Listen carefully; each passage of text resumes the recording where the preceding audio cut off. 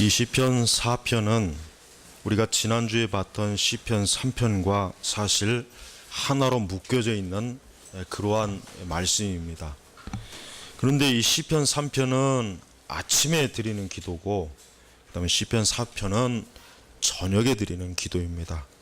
그래서 4편 8절에 보니까 내가 평안히 눕고 자기도 할 것이니 여호와시여 오직 주께서만 나를 안전히 살게 하시기 때문입니다. 그래서 시편 4편은 저녁에 하나님의 백성들이 자기 전에 하나님께 드리는 기도로 보통 사용할 수가 있습니다. 둘 다 다윗의 시고 둘 다 시편 3편 표제에 나와 있는 것처럼 다윗이 그의 아들 압살롬을 피할 때 지은 시도 지금 됩니다. 3편 4편이 사실은 하나로 묶여져 있는 시인데 서로 이렇게 나눈 것입니다. 그 스펄전의 그 묵상집 중에 아침과 저녁이라고 하는 그 매일의 묵상집이 있습니다. 그 묵상집은 아마도 모든 묵상집 가운데 가장 뛰어난 묵상집이 스펄전의 묵상집이에요. 제가 유명한 기독교의 묵상집은 다 읽어봤지만 스펄전의 묵상집보다 더 좋은 건 사실 없어요. 그러니까 스펄전이 이 다윗의 시편 같이 아침과 저녁에 하나님의 말씀을 묵상함으로 하나님의 백성들이 1년 365일 잠시도 하나님 곁을 떠나지 아니하고 하나님 말씀과 함께하라고 하는 의미로 그 다윗의 시편을, 그러니까 다윗의 묵상에 그 책이 있는데 너무나 뛰어나고 좋습니다. 자, 다윗은 자기 자신이 어떠한 상황인지를 잘 알고 있습니다. 다윗은 굉장히 현실적인 사람입니다. 여러분, 우리 그리스도인들은 항상 자기가 처한 상황을 잘 이해하고 있어야 됩니다. 그냥 막연히 생각 없이 꿈을 꾸며 사는 사람은 되면 안 돼요. 기독교인들은 꿈을 꾸며 사는 사람이 아니에요. 그거는 굉장히 망상에 빠지는 길입니다. 그리스도인들은 자기의 현실을 잘 알고 사는 굉장히 현실주의자예요. 보통 교회에서 꿈을 가져라, 비전을 가져라, 그런 사람들이 많이 있는데 그거는 굉장히 잘못된 것이에요. 자, 다윗은 보세요. 4절에 보니까 공경 가운데 있는 나를 주께서 너그럽게 하셨으니, 이 공경이라는 말을 보세요. 이 공경이라는 이 곤란한 이 말이 뭐냐면 히브리어의 원래 뜻이 뭐냐면 답답하다, 이게 답답한 장소. 답답한 장소를 지금 얘기해. 그러니까 지금 이 공경이라고 하는 히브리어의 원래 의미가 뭐냐면 다윗이 지금 뭐라고 기도하는 거냐면 주여, 내가 지금 굉장히 답답한 장소에 있습니다. 그러니까 답답한 뭐예요? 사방이 어때요? 이 압살롬의 이 군대가 다윗을 끌어내리고 다윗을 죽이려고 하는 그런 자들이 사방에 둘러 있으니까 다윗이 어때요? 답답해서 지금 괴롭습니다. 그런 뜻이에요. 히브리어의 뜻은. 그러면서 주께서 너그럽게 하셨으니, 이 너그럽게라고 하는 말의 히브리어의 의미가 뭐냐면 탁 트인 장소, 아주 넓은 장소란 뜻이에요. 넓은 장소. 그러니까 다윗이 지금 뭘 원하냐면 주여, 내가 지금 나를 둘러싼, 나를 죽이려고 하고 나를 괴롭히려고 하고 내가 지금 생사간에 정말 너무나 답답하고 괴로운 장소에 있사오니 주님, 나를 아주 탁 트인 넓은 곳, 나의 원수들이 없고 내가 좀 평안하게 있을 수 있는 푸른 초장으로 하나님 나를 인도해 주세요. 지금 다윗이 그런 기도를 하는 거예요. 여러분, 시편은 굉장히 그 읽기만 해도 은혜롭지만은 시편은 얼마나 우리의 삶을 얼마나 잘 아는지 모르겠어요. 아까 얘기했지만은 그리스도인들은 기도하기 전에 자기의 상황이 어떠한 상황인지를 명확하게 알면서 기도해야 돼요. 명확하게. 그냥 믿음이 좋다고 하는 그 하나의 명목으로 막연히 자기의 처한 현실을 제대로 알지 못하고 기도하는 사람은 좀 기도를 사실 잘못하는 것입니다. 다윗은 지금 자기가 굉장히 큰 곤란에 쌓여 있다고 하는 것을 알고 있었어요. 알고 있었단 말이에요. 그냥 다윗이 나는 하나님께 기름 부음 받은 왕이니까 별일 없을 거야, 별탈 없을 거야, 만사 형통할 거야, 이게 아니에요. 이게 아니라 내가 지금 굉장히 큰 곤란 가운데서 내가 너무나 어려우니까 하나님 아버지 나를 도와주세요. 지금 이것입니다. 우리가 하나님께 기도할 때는 하나님은 물론 모든 걸 다 아십니다. 하나님은 다 아세요. 우리가 구하기 전에 내가 무엇을 구해야 될지도 하나님은 알고 계시지만, 그러나 하나님께서는 우리가 기도할 때 우리가 처한 모든 상황을 하나님께 세세하게 알리기를 하나님은, 그런 기도를 하나님은 듣고 싶어 하시는 거예요. 왜 그러냐면 그것은 하나님께 대한 믿음과 신뢰를 나타내기 때문이에요. 자, 여러분 하나의 예를 들어보겠어요. 여러분이 이제 두 사람이 있어요. 여러분 친구가 두 사람 있는데, 한 사람은 여러분의 사정을 들어봐야 얘가 내 사정 들어봐야 별로 나에게 도움도 안 되고, 그냥 들어봐야 얘는 하나도 별로다, 이런 생각을 가진 친구한테는 나의 사정을 소상하게 알리기 어렵죠. 그런 생각도 안 든단 말이에요. 또 나하고 별로 또 친하지도 않은 친구라면. 그러나 나하고 굉장히 친하고 또 나의 사정을 너무나 잘 이해해 줄 아는 사람한테는 어때요? 나의 형편과 사정을 어때요? 자세하게 얘기하죠. 내가 이렇고. 그래서 그에게 나의 어려움을 어때요? 소상하게 얘기하지 않겠습니까? 마찬가지입니다. 하나님을 정말 사랑하는 사람, 정말 하나님을 신뢰하고 의지하는 사람이라면 하나님에게 자기의 형편과 사정을 소상하게 얘기하고 그 모든 것들에 대해서 어때요?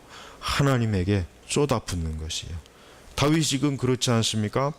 내게 은혜를 베푸셔서 내 기도를 들으소서. 그러니까 다윗은 지금 자기의 곤란함이 있지만은 주께서 너그럽게 하셔서 나에게 은혜를 주셔서 나를 건져 주시옵소서라고 지금 다윗은 하나님께 기도하는 것입니다.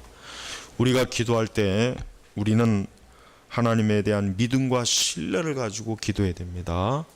우리가 기도할 때 나의 공로나 업적을 가지고 기도하는 게 아니죠. 만약에 다윗이 주여 내가 그동안 하나님께 드린 게 얼마나 많습니까? 내가 하나님을 위해서 얼마나 열심히 살았습니까? 내가 하나님을 위해서 이것도 했고 저것도 했고 성전도 지으려고 그냥 재물도 많이 준비해 놓고, 그러니까 하나님 나에게 도와주세요, 나에게 은혜를 베풀어 주세요, 이렇게 기도하진 않았어요. 다윗은 그냥 내게 은혜를 베푸셔서. 은혜가 뭡니까? 은혜는 성경 전체를 관통하는 아주 핵심적인 신학적 주제예요. 은혜는 뭡니까? 전혀 받을 가치가 없는 자에게 주는 게 은혜예요. 전혀 받을 가치가 없는 가치가. 받을 만한 것이 아니라 아예 절대 주면 안 돼요, 사실. 주면 안 되는데 주는 게 그게 은혜예요, 은혜. 또 다른 말로 은사죠. 사실 은사란 말이나 은혜나 같은 말이거든요, 사실. 근데 하도 이 오순절 은사주의자들이 깽판을 쳐버려가지고 은사라는 말은 쓰기가 사실은 싫어. 듣기도 싫고. 근데 사실은 그게 좋은 말이거든요. 우리가 구원을 받았습니다 할 때 사실은 구원의 은사를 받았습니다라고 얘기하는 게 정확한 거예요, 사실. 또 다른 방향, 구원의 은혜를 받았습니다. 바로 은혜입니다. 여러분, 다윗은 하나님 앞에 은혜를 구한 거예요. 은혜. 우리도 하나님께 은혜를 구할 줄 아는 사람이 되어야 돼요. 은혜. 하나님, 나의 모든 죄와 내 어리석음을 아시겠지만 그러나 나에게 은혜를 베풀어 주세요. 은혜를 나에게 베풀어 주세요. 이것이 얼마나 하나님을 기쁘게 하는 기도입니까? 그 기도는 뭐겠어요? 하나님에 대한 전적인 신뢰, 하나님에 대한 전적인 소망을 두는 거예요. 나는 다른 곳에는 소망이 없습니다. 나는 사람에게도 소망이 없고 또 내 부모와 내 자식도 내 친구도 나에게는 소망이 되지 않습니다. 오직 하나님만 나의 소망이 됩니다. 다윗이 이러한 지금 마음을 가지고 하나님 앞에 지금 나온 것이에요. 여러분도 항상 하나님의 은혜 구하는 것을 여러분 부지런히 하시기 바랍니다. 은혜 구하는 것. 예. 우리 성도들은 하나님의 은혜 구하는 것 외에는 다른 게 사실은 없잖아요. 성경을 쭉 읽어보면은 사실 우리 하나님의 백성들이 사실 하나님에게 무엇을 사실 해줄 수가 있겠어요. 그래서 하나님 앞에 죄 짓는 것밖에는 하는 게 없잖아요. 우리는. 예? 다윗도 마찬가지고. 그래서 우리 성도들은 항상 그리스도의 은혜, 하나님의 은혜에 기대해 사는 사람이에요. 은혜에 기대하는 거예요. 은혜에 기대는 사람이에요. 다윗은 그러면서 책망을 합니다. 누구를 책망합니까? 사실 자기를 대적하는 자들을 책망하는 거예요. 원래 이 본문의 의미는 인생들아 언제까지 나의 영광을 욕되게 하며 헛된 것을 좋아하고 거짓을 추구하느냐. 사실은 누구를 책망하느냐면 압살롬과 그 압살롬을 따르면서 다윗을 대적하는 자들을 책망하는 거예요. 왜? 사실은 정상적으로 하나님께 기름 부음 받아 세운 왕이 누구예요? 다윗이란 말이에요. 근데 압살롬은 뭡니까? 역도예요, 역도. 하나님께서 주시지 않은 권세를 자기가 취해서 그 권세를 누리려고 하는 게 지금 압살롬. 그러니까 다윗이 바로 뭐예요? 언제까지 나의 영광을 욕되게 하며 헛된 것을 좋아하고 거짓을 추구하려느냐. 압살롬과 그의 세력들을 책망하는 것입니다. 하지만 우리가 이 말씀에 보다 또 다른 영적인 의미를 본다면 뭡니까? 하나님 앞에 하나님의 영광을 욕되게 하고 헛된 것을 좋아하고, 이 헛된 것은 뭐냐면 우상이에요. 사실은 우상.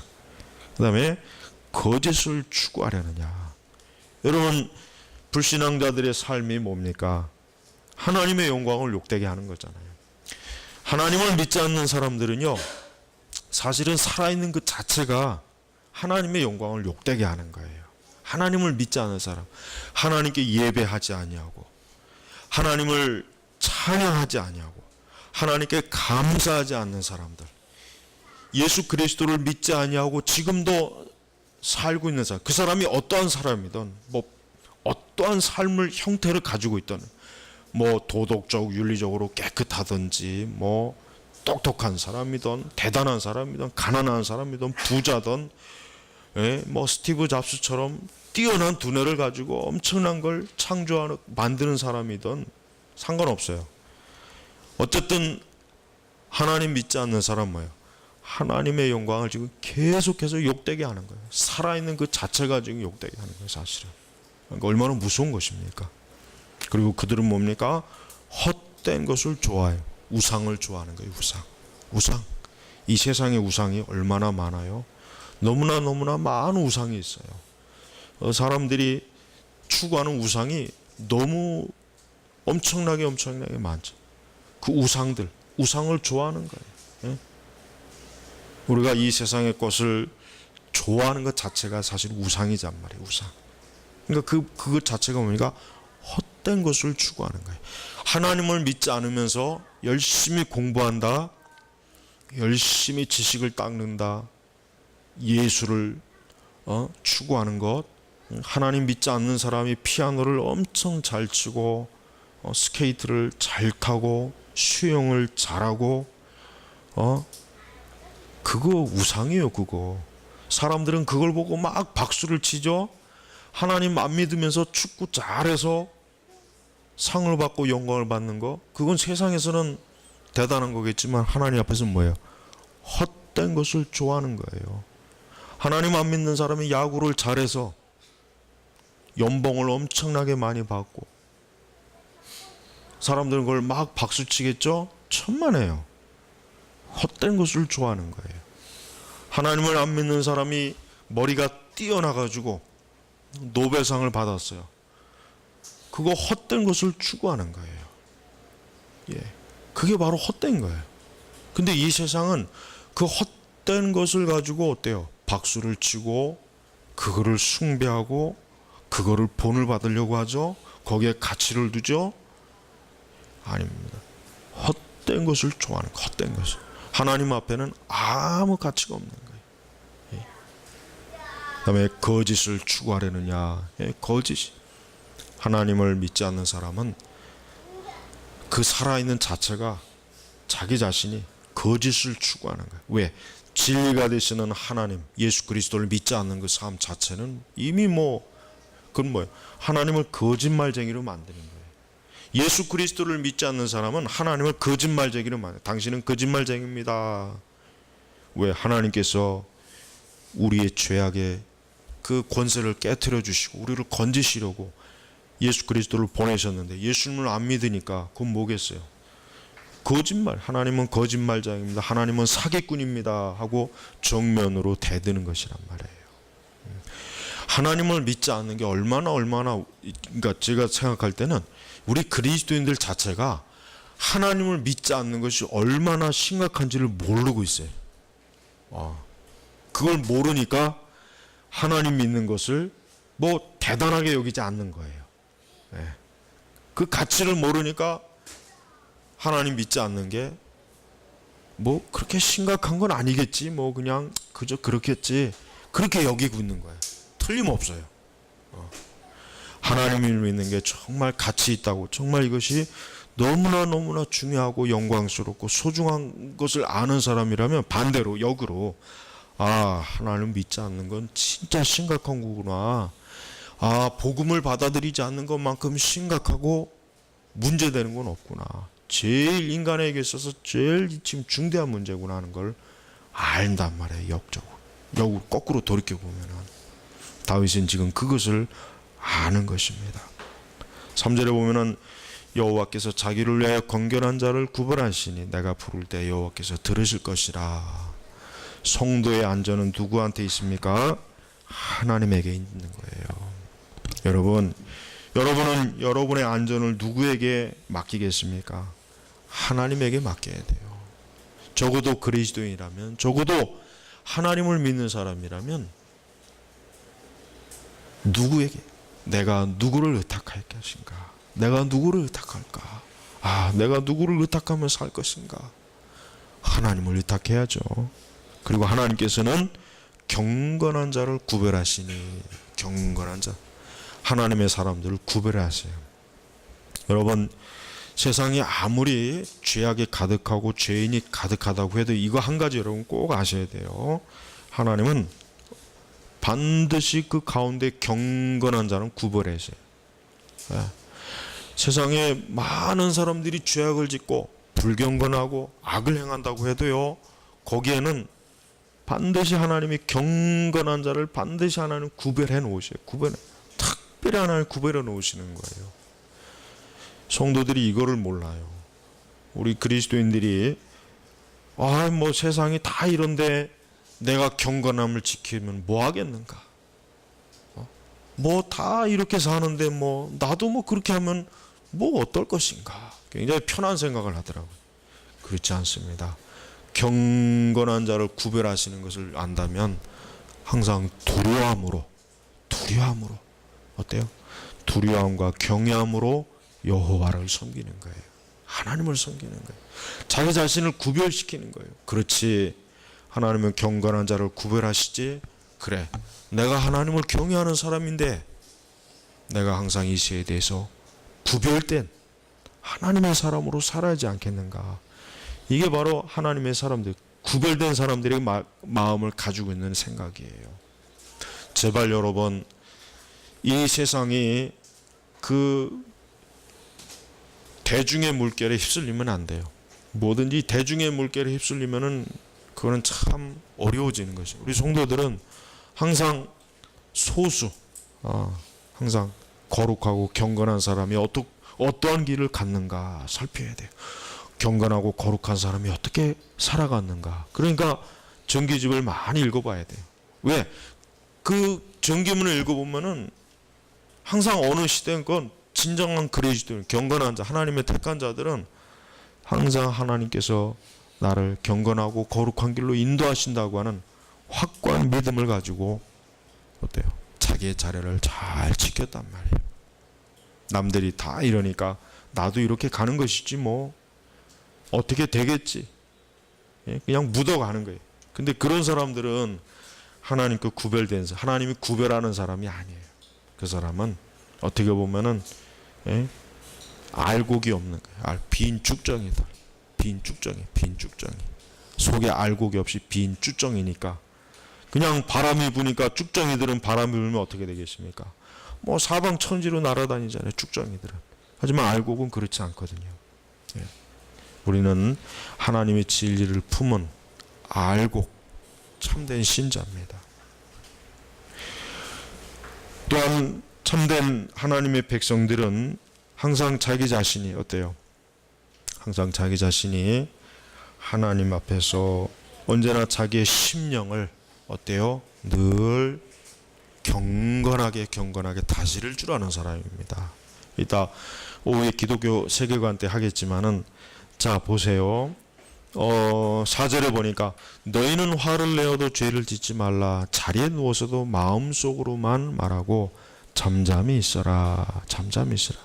그러니까 진정한 성도는 항상 자기의 마음을 어때요? 하나님의 말씀으로, 진리로, 하나님으로 어때요? 잘 다스릴 줄 아는 사람. 이게 참 어렵죠. 여러분 한 주간 잠언 말씀 잘 읽어봤습니까? 잠언 말씀 잘 읽어보셨어요? 잠언 말씀의 핵심이 뭐겠습니까? 잠언 말씀 지혜로운 사람은 그 마음을 하나님의 진리로 잘 다스린다는 거예요. 그 마음이 지 멋대로 그냥 막 사방 천지로 흐트러지도록 놔두지 않는 거예요. 그 잠언서를 읽어보면 그게 사실은 핵심이에요. 그게 잠언, 그 지혜서. 왜 솔로몬이 성령의 영감을 받아 그 말씀을 주었겠습니까? 그것은 그 안에 하나님의 백성들이 지혜로운 마음을 가지고 자기를 다스려라. 그런 의미로 잠언의 말씀이 주어진 것이란 말이에요. 우리 그리스도인들은 항상 하나님의 영광 안에서 자기의 마음에 어때요? 항상 진리로 잠잠할 줄 알아요. 왜? 인간이 죄를 질 때 언제 죄를 짓습니까? 마음이 강팍할 때 죄를 짓거든요. 마음이 막 폭풍우가 막 내려칠 때, 바다가 막 그냥 올라갔다 내려갔다 할 때 마음이 그런 상태에 죄를 짓거든요. 그런 상태. 근데 사람이 마음이 잠잠할 때는 죄를 짓지 않아요. 하지만 항상 그 마음이 어때요? 요동칠 때 막 흥분하고 마음이 막 이 세속적인 거로 막 감각적인 것으로 막 뒤흔들 때 그때 죄를 져요. 그러니까 사단은 항상 어때요? 마음을 충동질하잖아요. 이 사단은 항상 가까이 있으면서 이 마귀는 우리의 마음을 충동시켜요. 아주 그게 눈에 확 보여요. 정말 마음에 막 그냥 분노와 저주와 막 마음에. 그래서 여러분 비록 세속적인 사람의 지혜지만 참을린자 셋이면은 살인도 면한다는 말이 왜 나왔습니까? 벌써 이 세상의 지혜도 인간은 이 마음을 잘 다스리면은 죄를 짓지 않는구나, 극악한 길에 빠지지 않는구나 하는 걸 가르쳐 주게 해요. 그러니까 성도들은 어때요? 항상 자기의 마음을 잠잠히 다스릴 줄 알아야 돼. 고요한, 비록 내 주변과 세상은 막 요동치고 난리 법석을 치고 막 폭풍우가 쳐도 그리스도인은요 항상 하나님 안에서 자기의 마음을, 심중을 어떻게 잠잠하게 다스릴 줄 아는 거예요. 그게 진짜 지혜입니다. 우리는 항상 성령님께 그와 같은 것을 늘 구해야 되는 것입니다. 5절 보니까 너희는 의의 제사를 드리며 여호와를 신뢰하라. 그렇죠. 항상 여호와를 신뢰하라. 의의 제사는 무슨 제사겠습니까? 의의 제사는 그리스도의 구속을 의미하는 거예요. 어떻게 우리가 의롭게 제사를 지낼까요? 구약시대 그 많은 제사를 보면은 하나님께 제사할 때 보면 피 흘리고 짐승을 잡죠. 그 뭘 얘기하겠습니까? 속죄를 의미하는 거거든요. 속죄. 그러니까 피 흘림이에요. 피 흘림이 없으면은 속죄할 의의 제사를 드릴 수가 없어요. 그러니까 너희는 의의 제사를 드리며 여호와를 신뢰해라. 우리가 항상 그리스도 안에서 하나님을 신뢰하는 거예요. 그리스도 밖에서 하나님을 신뢰하는 건 아무 소용이 없어요. 그리스도 안에서 하나님을 신뢰해야 돼요. 그리스도 안에.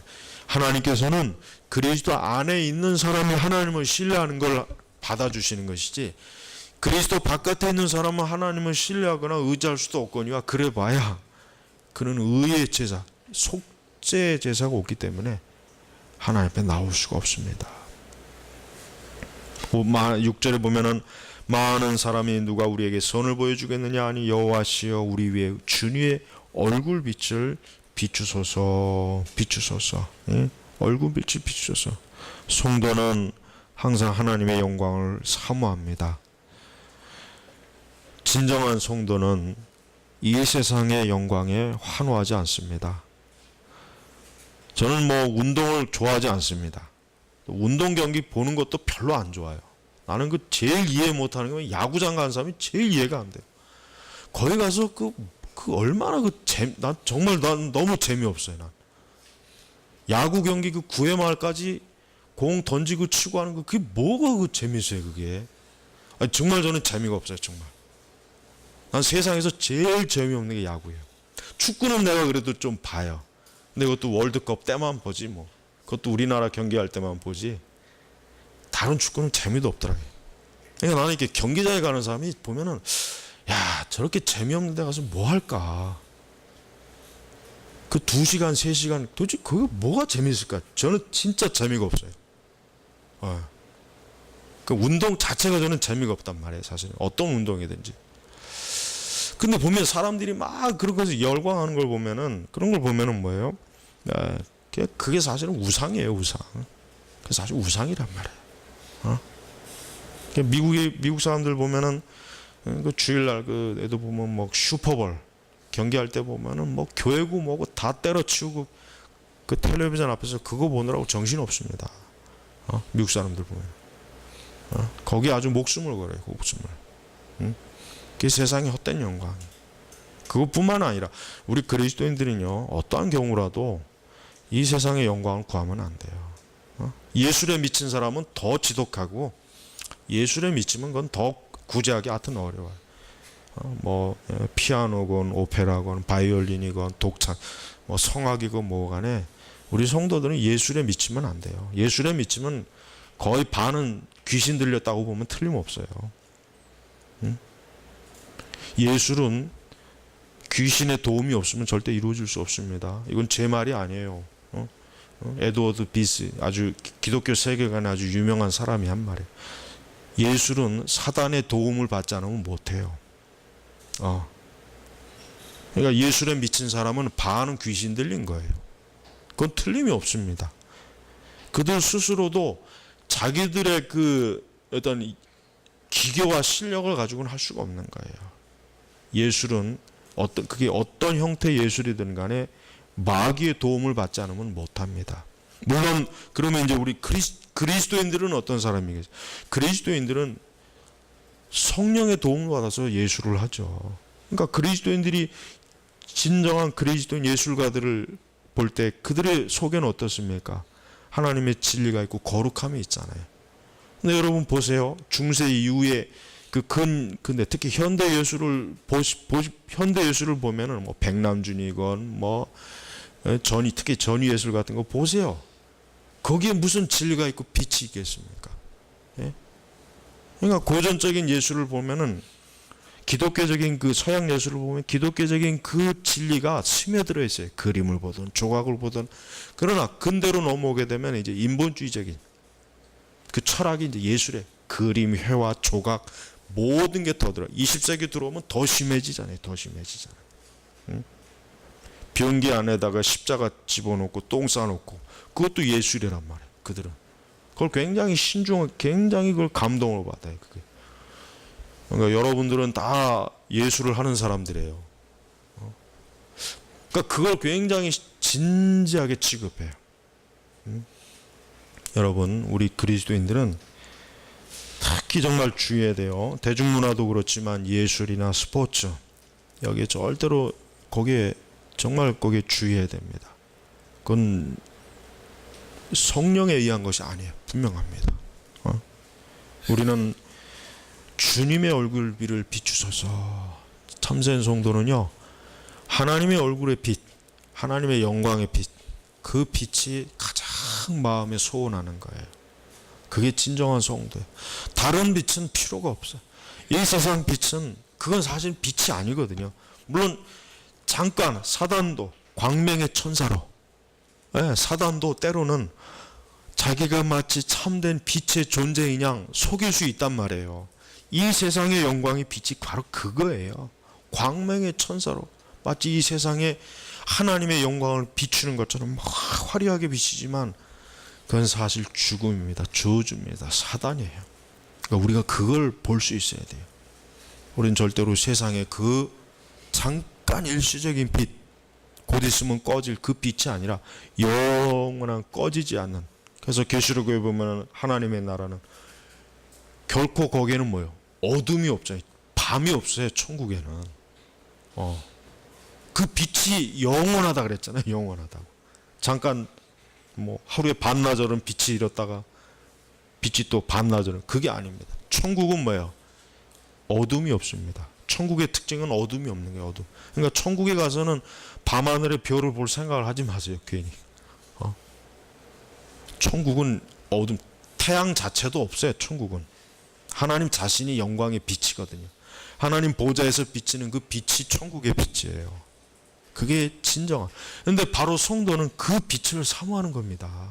성도는 이 세상에서 그 빛을 사모하기 때문에 그 빛을 모방하거나 또 그 빛에 약간 변형시킨 그런 빛들은 진정한 성도는 알아볼 수가 있습니다. 그 빛을 사모하면 안 돼요. 그 빛을 사모하는 사람이 무엇이 주어집니까? 7절에 주께서 내 마음에 두신 기쁨은 그들의 곡식과 새 포도즙이 풍성할 때보다 더 큽니다. 이스라엘 백성들이 한 해 수확을 마치고 어떻게 합니까? 곡식과 포도주의 잔치를 벌이잖아요. 그렇죠? 맥주절이나 이런 날 막 잔치를 베풉니다. 그때 기쁨이 크거든요. 근데 다윗은 그때보다 더 기쁨이 큰 거예요. 하나님의 그 얼굴의 빛, 그 진리의 빛을 비추면은 그때보다 더 크고 더 영광스러워, 더 마음에 막 그러면서 8절에 보니까 내가 평안히 눕고 자기도 할 것이니 여호와시여 오직 주께서만 나를 안전히 살게 하시기 때문입니다. 스폴처는 어떻게 주석을 했냐면은 하나님의 섭리는 성도에게 있어서 평안을 주는, 잠을 잘 때 평안을 주는 베개다 그랬어요. 얼마나 멋있습니까? 하여튼 스폴처 목사님은 그 표현이 너무나 예술적이에요. 그러면서도 교리적으로 정확해. 하나님의 섭리는 성도에게 있어서 잠을 잘 때 머리에 뱉는 베개다 그랬어요. 얼마나 멋있습니까? 아직도 이해를 못하는 분들이 많은 것 같아요. 이해를 해야 감동을 받는데 무슨 말인지 베개가 뭐고 섭리가 뭐고. 그러니까 하나님의 섭리를 믿는 사람들은 그 섭리 안에 있기 때문에 뭐 세상이 이렇게 되든 저렇게 되든 성도는 하나님의 섭리를 베개 삼아 평안하게 잠을 자는 거예요. 여러분 제발 취직이 안 된다, 결혼이 안 된다, 사업이 안 된다, 직장일이 안 된다, 뭐 이렇게 그런 걸 생각하는 사람은 잠을 못 자죠. 잠을 못 자죠. 힘들죠. 날마다 힘들어요. 그러나 하나님의 섭리를 믿는 사람들은 그 섭리가 베개예요. 잠을 자게 하는 베개. 우리는 보통 성경책 읽으면 자잖아요. 우리는 보통 성경책 읽으면 자고 두꺼운 책 보면 자잖아요. 우리.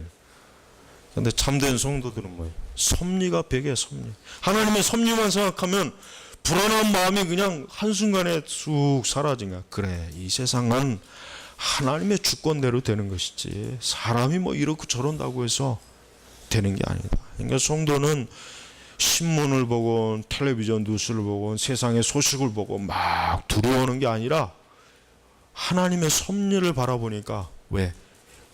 이 모든 것 다 하나님이 하시는 거야.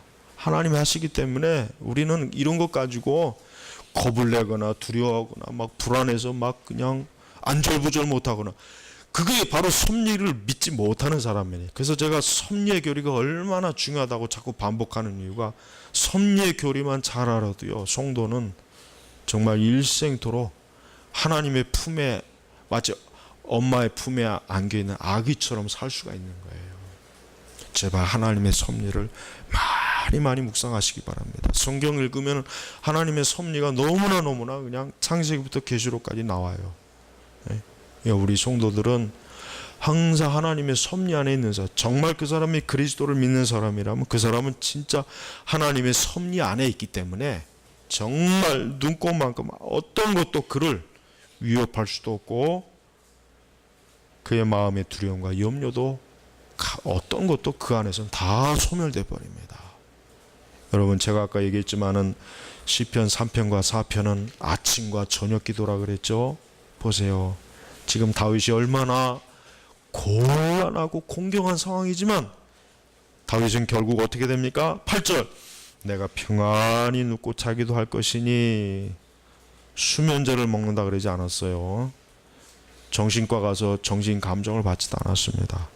내가 평안히 눕고 자기도 할 것이니 여호와시오 오직 주께서만 나를 안전히 살게 하시기 때문입니다. 이 8절 한 절 말씀만 해도 얼마나 우리 성도들에게, 그래서 스폴전은 시편을 뭐라 그랬냐면 영적인 강장제라 그랬어요. 영적인 강장제, 힘을 주는 거예요, 성도들에게. 여러분, 혹시라도 마음에 막 침울하고 마음이 어두움이 오고 괜히 막 마음이 공허하고 마음이 막 괜히 막 불안하고 그런다면은 꼭 시편 말씀, 영적인 강장제, 시편 말씀만큼 우리 성도에게 힘을 주는 건 없어요. 다른 거 의지하지 마시고 오직 하나님만이 안전히 살게 하시기 때문입니다. 이 말씀이 오늘 여러분에게 있어서 정말 귀한 영적인 양식이 되기를 주의 이름으로 축복합니다. 기도하겠습니다. 하나님 아버지, 감사합니다. 우리를 평안히 눕고 자기도 하게 하시는 분은 세상이 아니고 돈도 아니고 사람도 아니고 오직 하나님이십니다. 오직 우리 주 예수 그리스도이십니다. 주여, 그리스도의 그 안전함을 우리는 그 안에서 일생토록 사모하고 사랑하고 그 안에서 우리가 놀라운 그 하늘의 빛, 하나님의 빛을 보게 하여 주시옵소서. 감사하며 살아계신 우리 주 예수 그리스도의 이름으로 기도 올렸습니다. 아멘.